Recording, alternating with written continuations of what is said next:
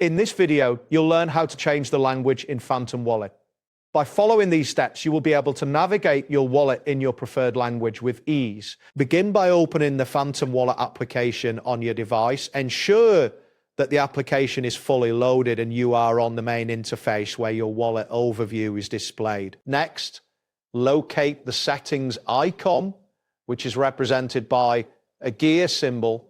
This icon can be found in the bottom left corner of the screen.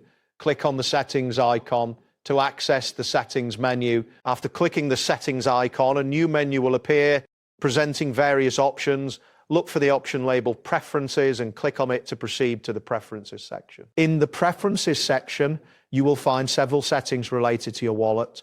Look for the option that says Display Language. Click on this option to open the language selection menu. Once the language selection menu is displayed, you will see a list of available languages. Scroll through the list and select the language you want to use. Clicking on your preferred language will initiate the change. The wallet will now switch to the new language you selected.